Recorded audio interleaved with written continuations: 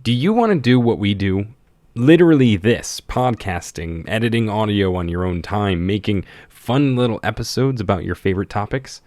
Well, we can help you out. Sound Studio 4 is an app for Mac that lets you record music, create sound effects, digitize old records and tapes, or even create your own podcast, like George said. Just don't make it about sound.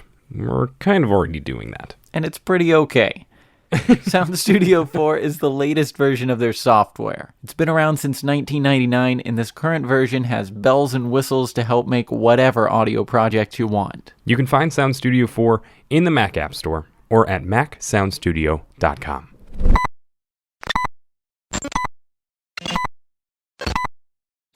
Ignition sequence start. 5. Everything. 3. Everything. Sounds. Sounds. This is Everything Sounds.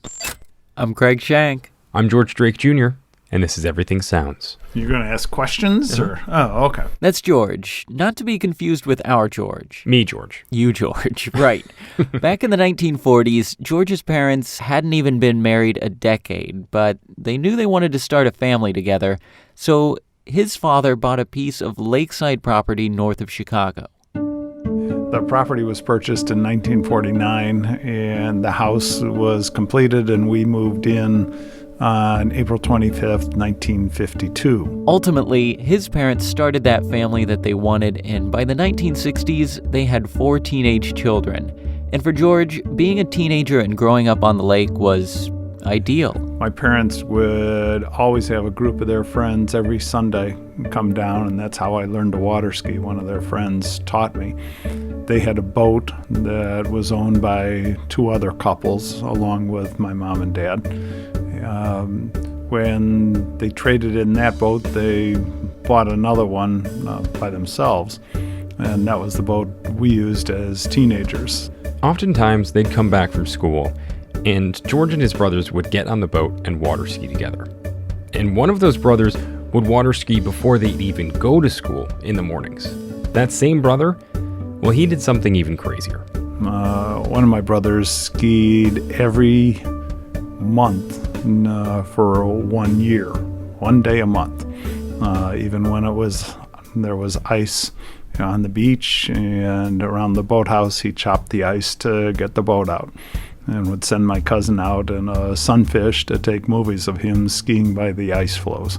The lake and its beaches were more than just a body of water to them. It was their backyard. It was their playground. Each year, they waited for the temperature to rise just for boating to begin again. So we thoroughly enjoyed it up until about, I think it was the summer of 1967.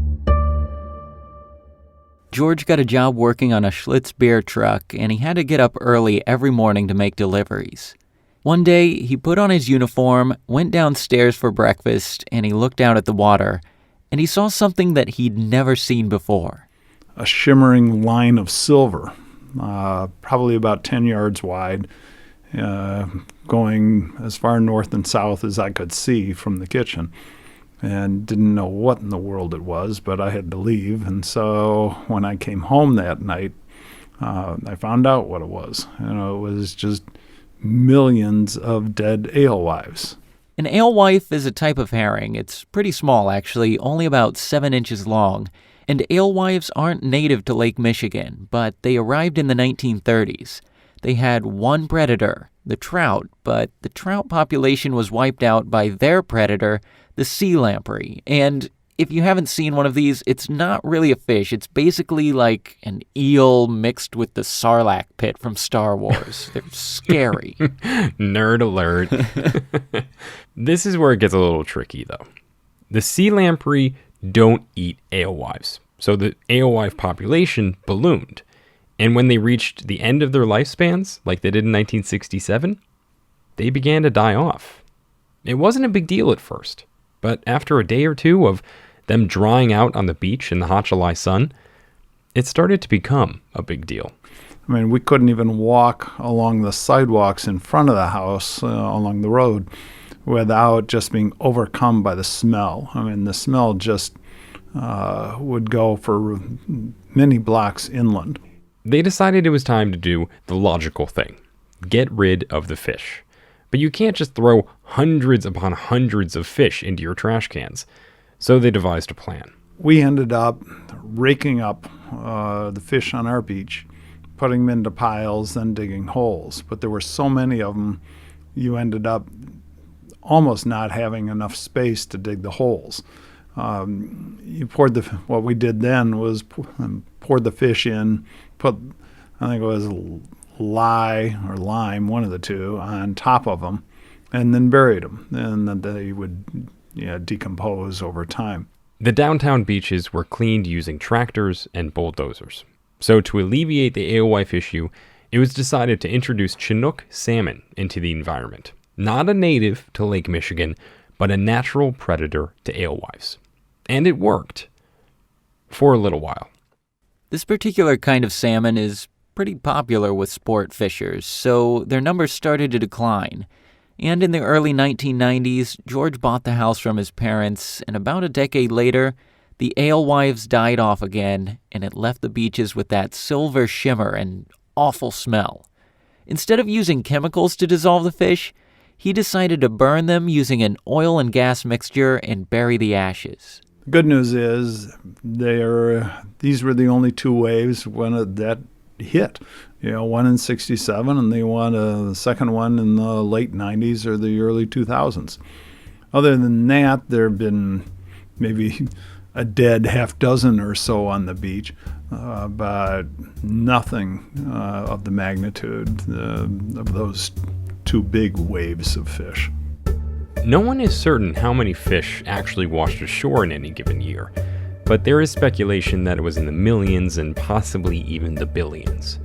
George's own experience led him to think the same. Based upon what I saw in the water, and if every other person's beach was as badly hit as ours, it had to be in the millions. Thanks, Dad. No problem, George. Happy to do it. Inserting the salmon into Lake Michigan wasn't the first time that a species was introduced into an environment with a very specific purpose in mind. But sometimes there are examples where the species were introduced accidentally. London is actually one of those cities where that has happened, and for some reason the population thrived rather than dying off within the first few months. And that's where our good friend and Everything Sounds contributor Max Owens comes in. Hello, this is Max Owens, and this is the sound of my garden in West London, England, United Kingdom. Here in British suburbia, we have all kinds of sounds. You can hear the motorway off in the distance, planes flying overhead, apples falling from trees, and of course the clinking of cups of tea. This is England after all. Neighbours will be enjoying the pop music of the age, and foxes will be fighting over the remains of a Sunday roast.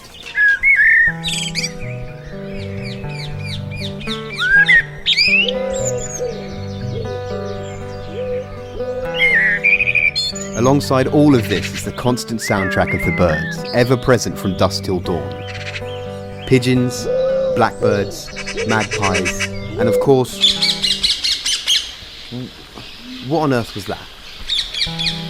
Ever since I can remember, there's been an enigma in London's soundscape, that loud caw and a vivid flash of green. Parrots, or parakeets, ringneck parakeets to be more specific, have invaded the greenery of London. But how did they get here? And why would London of all places provide them with the habitat they need to flourish? I needed to find someone who knows a little bit more about the city and its avian population. The typical bird soundtrack for London is of sparrows, starlings, and the flapping wings of pigeons taking off. That's probably the thing that most people associate with London. But we've got a whole wealth of other birds that live here as well. More than 200 species live in London, and that number's increasing. We're getting more exotic birds arriving. But we've still got our goldfinches and great tits and blue tits and all the usual mix that you would expect to find anywhere in the UK. I travelled to East London to meet Tim. I'm Tim Webb. I'm communications manager for the RSPB, which is the Royal Society for the Protection of Birds. I'm based in London, and we specialise here in urban nature and trying to bring people and nature together. At the moment we're standing in the middle of Abney Park Cemetery in Hackney, East London. It's one of those big old Victorian cemeteries that's been overgrown and is now really a woodland nature reserve, dotted with tombstones rather than a cemetery. This was a place where parakeets congregated in large numbers, and Tim took me to one of their roosts. It could, as I mentioned a little while ago, they do go off during the day, so this is one of their roosts. So it could be that they've now gone off to go and get food for the day. I'm surprised there aren't a few around.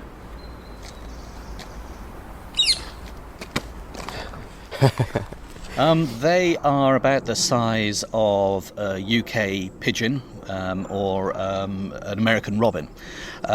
They are bright green, very vivid green, lime green, usually with a red collar if we're talking about the ringneck parakeets. We've got other wild escaped parakeets and similar birds in the UK, but the ones that dominate are the ringneck parakeets. You can't mistake the call once you've heard it. It's a real sort of keening cry. I was going to say a caw, but that sounds more like a magpie. It's a real shriek. I won't attempt to impersonate it, but I say, once you've heard it, you will never mistake it for anything else.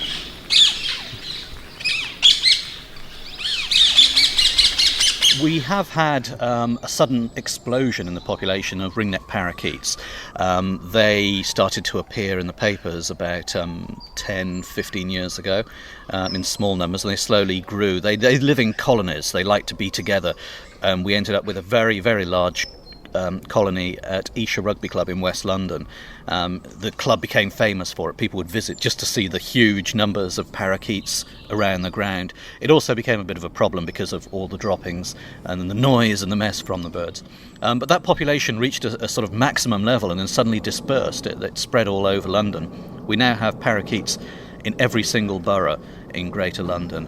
But how did their population grow so substantially, and when did they first arrive? It started off very, very low. The first report I found of parakeets in the UK was in 1850 in some old handwritten diary notes. So yes, they've been here a long time. That was a single parakeet, probably brought over by a trader as an exotic pet and maybe escaped into the wild. The numbers didn't seem to change much. There were occasional sightings since then. And then in 1970s, 80s, we started to see the arrival of more and more. They started to breed, still in small numbers. And then about 5-10 years ago, suddenly, I'm not sure what changed, whether it was the climate that became more comfortable for them or whatever, they suddenly exploded. So we've had this huge expansion in their numbers. The British press has romanticised the parakeets to quite a large extent. I've read many stories in the papers of how they arrived and started to grow. These reports have ranged from a hurricane in the 80s which blew open cages and aviaries, to Jimi Hendrix releasing them as a sign of peace and love.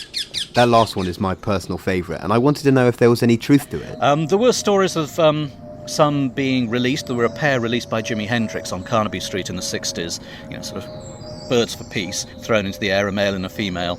Some people say the whole population started with those two. There are rumours of them starting from escapees from a film set in Twickenham, in West London again, from the film set of The African Queen, the Humphrey Bogart, Catherine Hepburn film. Whatever started it, we're not sure, but they're here and they're here to stay now. So romanticising aside, what is the reality of these peace-loving psychedelic rock birds? Is there a more simple explanation? Or was it a mixture of these urban legends that brought them here? I think it is probably a combination of all of these things. Jimi Hendrix did release a pair of parakeets, and there were some parakeets brought in for film sets in West London, and there were parakeets that seemed to have escaped from shipping containers at Heathrow Airport, mid-transit. So yeah, I think they all added. I think they sparked anything in particular. I think it's probably more climate and food related. They are from the Indian subcontinent. They survive in the foothills and up the sides of the Himalayas. So they're very tolerant species. They can cope with extreme changes in climate. So the UK climate isn't that much of a challenge for them, really. We don't get incredibly cold temperatures as you would on the Himalayas, and we don't get incredibly hot ones like you do in Delhi, but they survive there. I think it's probably more linked with climate change. I think something changed. Tim there. told me there Something must have been just some kind of put the tipping switch point over where urban London suddenly became the perfect environment for the parakeets. He believes climate change could be the cause, but a few degrees change in London's climate doesn't seem like it would be a big deal for birds that are used to living on the sides of mountains. However, seasonal changes have a significant impact on the survival of parakeets' eggs. This could be their tipping point. And tip they have. After finding their feet in the city, There there's are very little little that controls stands on in their them way. In the UK, there are very few predators because they're not a natural species for us here in the UK. There isn't a natural predator. We have got some birds like hawks, peregrine falcons, sparrowhawks, maybe some owls that might have a go. But they're not at the level that they're going to be able to control the population and bring it down. Cats, I don't think, would be able to cope with them. Squirrels might compete in the trees, but again, parakeets have very sharp talons and very strong beaks. They are well defended, so finding natural predators is going to be a problem too. Food-wise, there's no problem here. They eat all sorts of things. They're not sort of specialists, so they'll eat berries, they'll eat insects, they'll eat seeds. That's not going to restrict their spread at all.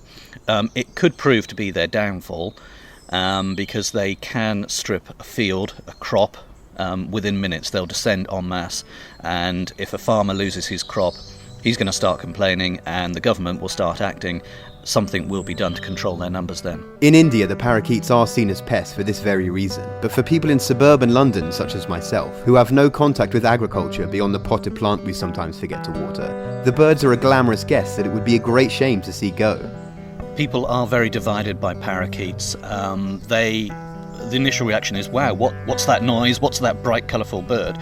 Isn't it amazing? And then you start to get a few of them together and they start making a lot of noise early in the morning as the sun rises, and people don't like them because they're woken up. People are actually quite violently split at times about them. I know people that will rant and rave and demand that something be done immediately to eradicate them. Other people will say, no, leave them, they're fantastic. They're a great exotic addition to our native landscape. They like living in and around people, so they are focusing around towns and cities. And there are occasions where, like all parakeets, if anyone's ever kept a parakeet or a similar bird, they'll know that when they get into their teenage years, they have this sort of mad period. It's quite often called mobbing, where they will just throw a wobbly and become really destructive. So if you've got a load of them together at a similar age, it can create problems. And there was one case where they completely stripped the shingles on a listed building, an old church recently restored. All of the roof was taken off by these mobbing parakeets as they descended on it and just parted. Things like that make them enemies of the state.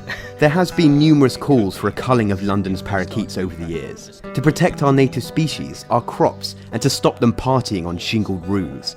But how could you possibly target one species in a sea of birds? Controlling them, however, is going to be a major problem. They're very difficult to reach. You can't just start putting out poison for birds in the environment because it's not targeted. You can't go around shooting them because they're living in our towns and cities. It's really difficult to shoot something the size of a parakeet in a town or city safely. Virtually impossible, I would suggest. The RSPB is not in favour of any forms of control that involve lethal control. How the government respond to this is up to them. They are looking at it and they've got scientists working on it at the moment, but I don't think we're at the point where we will be having an enforced control. I'm not sure which way I'm going at the moment. I still quite like them because their shriek makes people stop in their tracks. It's like hearing, I don't know, a baby crying. You can't ignore the call. You instantly recognise this as something out of place. You stop and you listen and then you look and you're suddenly aware of wildlife around you in a way that a lot of people aren't normally as they wander the streets of London. London isn't the only city to have a non-indigenous population of feral parrots. A large number of species can be seen across Europe and America. Our friends the ringneck parakeets have made homes in cities across the Netherlands, Belgium, Germany, South Africa, Israel, the Emirates, and of course the United States.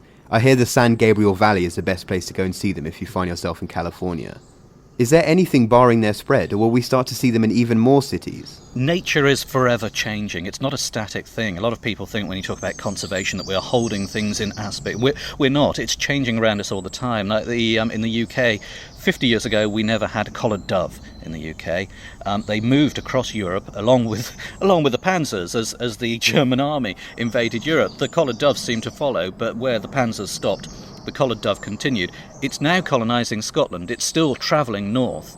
And it's so common now, we just accept it as a UK species. The house sparrow, the humble house sparrow in the UK is disappearing at an alarming rate. It's a species we're really worried about here in the UK. But in America, it's a pest. It was introduced there. It's a non-native species, but survives and spreads there. A lot of people hate them there and want them wiped out. We're losing ours, so if they want to ship a few back this way, that would be amazing. So the parakeet story is by no means a unique one. As humans move around the planet and create connections between countries that would otherwise be isolated, animals are presented with the opportunity to find new homes. They'll provide us with exotic sights and, unfortunately, a new set of risks. There certainly is, yeah. Our cities can change quite drastically with the wildlife that lives in them. We do have muntjac deer that live in London, and they can quite easily damage a lot of young trees. They'll destroy the bark around the base of the tree, and that tree dies, so they can change landscapes quite quickly and effectively. We have got other species that are coming in and changing the landscape, like some crayfish and some Chinese mitten crabs, species like that are destroying the riverbanks, and that's causing problems for flood control. Exotic species moving in have a dramatic effect on an environment, and we do need to monitor it. We're getting better at biosecurity on our borders. We are improving. There's a recognition that we need to get even better to control it. But at the moment, nature is winning the battle. More and more species are coming across, more and more viruses, more insects, more amphibians. It's coming across thanks to the global trade we have. It hops on containers and ships and on trains and ends up in the UK and disperses. There's very little we can do to prevent that sort of action. So we're seeing the spread of diseases now as well. It's affecting a lot of our trees. It could be that London, particularly where we have limited range of tree species, could be badly hit if we had something that took out all of the London plane trees, for example. That would be 14% of our tree cover taken out if they all went, which would dramatically change our landscape and the species that live here and the soundtrack to our environment. So people all over the world should prepare themselves for a changing soundscape in their parks and skies. Who knows how long it will be until we hear the sounds of kangaroos bouncing through the Yosemite Valley, or the piercing squawk of a golden eagle over East London. We might start hearing those sorts of things, who knows. Black kites are a species that we're expecting to arrive very shortly from Europe. Hoopoes are another bird that we're expecting to see. They're managing to make the leap over the English Channel now, thanks to the changing climate. So who knows what we will hear in the near future. I'm not holding out hopes for a golden eagle.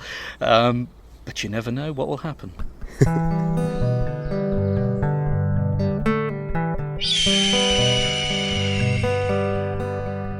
I'm Max Owens.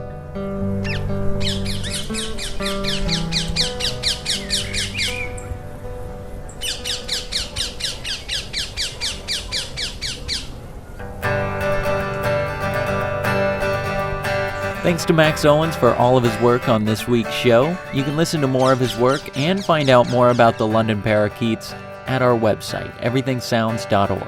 And while you're there, you can find links to our pages on Facebook, Twitter, and SoundCloud. Now, we've got all of our past shows on SoundCloud, so feel free to like and share your favorites and help spread the word. Or you can listen to them all in one big long chunk. Whatever you want. Today's episode was sponsored by Sound Studio 4 by Felt Tip Inc. Sound Studio 4 from Mac lets you create podcasts, record audio, digitize your tapes and records, and create sound effects for your own projects. Information on all of the features at macsoundstudio.com or in the Mac App Store. Again, that's Sound Studio 4 for Mac. Everything Sounds is a part of the Mule Radio Syndicate.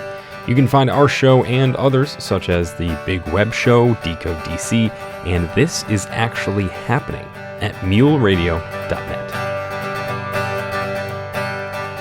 Thanks for listening to Everything Sounds. I'm Craig Shank. And I'm George Drake Jr.